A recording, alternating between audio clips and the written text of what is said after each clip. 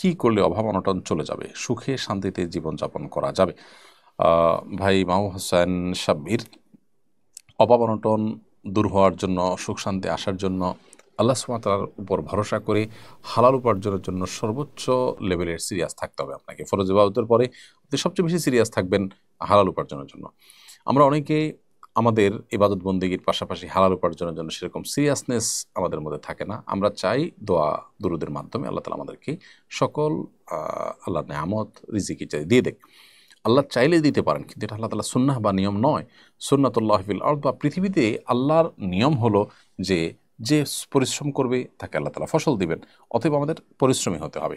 এর পাশাপাশি আপনি প্রত্যেক নামাজের পর মসজিদ থেকে বের হওয়ার সময় দোয়া পড়বেন, আল্লাহুম্মা ইন্নী আসআলুকা মিন ফাদলিক। আল্লাহ আপনার কাছে আপনার অনুগ্রহ চাই। এখানে অনুগ্রহ চাই বলতে আল্লাহ আপনার কাছে আপনার দেওয়া রিজিক চাই।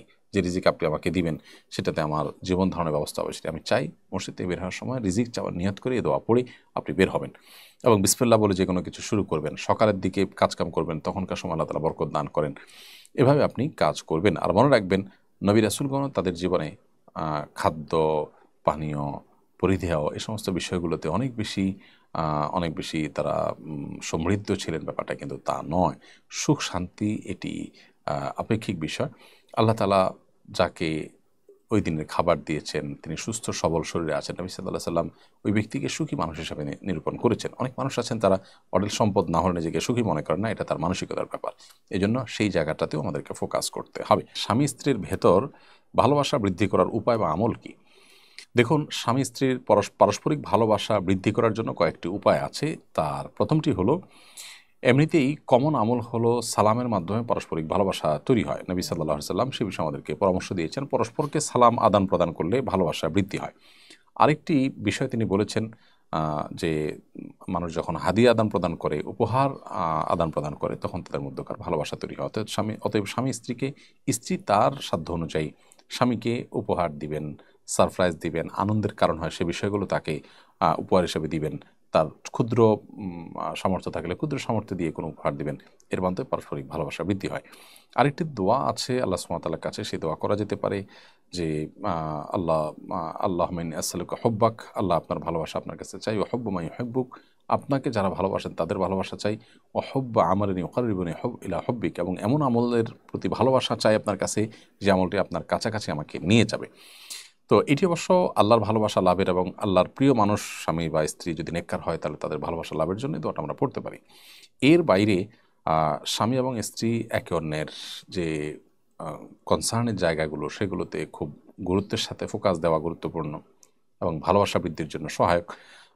স্বামী তার স্ত্রীর স্ত্রীর বাবার বাড়ি এবং স্ত্রীর যে সমস্ত বিষয়গুলোতে তিনি আহত হন সেগুলোকে সর্বোচ্চ অ্যাভয়েড করা। ঠিক একইভাবে স্ত্রী তার স্বামীর কোন কোন বিষয়ে তিনি আহত হতে পারেন বা কোন বিষয়গুলো তিনি অপছন্দ করেন সেগুলোতে সর্বোচ্চ সতর্ক থাকা।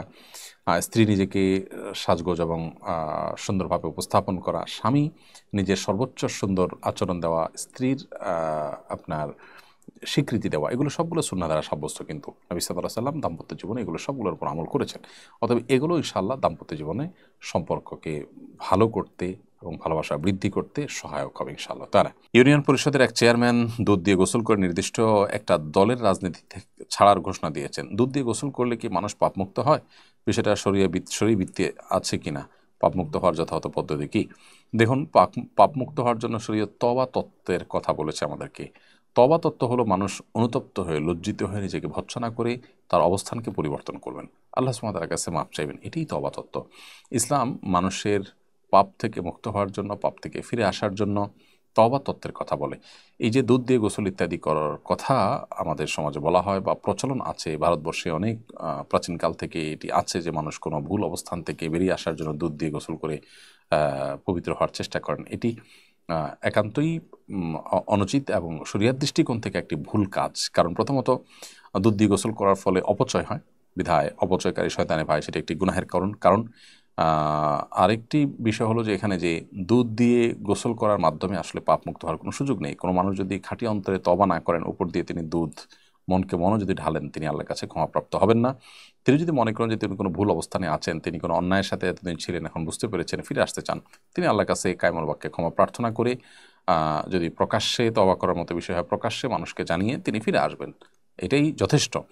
এর বাইরে আবার দুধ ইত্যাদি দিয়ে গোসল করার কোনো প্রয়োজন নেই। এটি কোনো কোনো ক্ষেত্রে আপনার কুসংস্কারের জন্য বিশ্বাস থেকে যেমন এসেছে, এটা কুসংস্কারের জন্য বিশ্বাস থেকে যেমন এসেছে, আবার এটি অপচয় হয় সেজন্য গুনাহেরও কারণ। বিধায় এই সংস্কৃতি থেকে আমাদেরকে বেরিয়ে আসার চেষ্টা করতে হবে।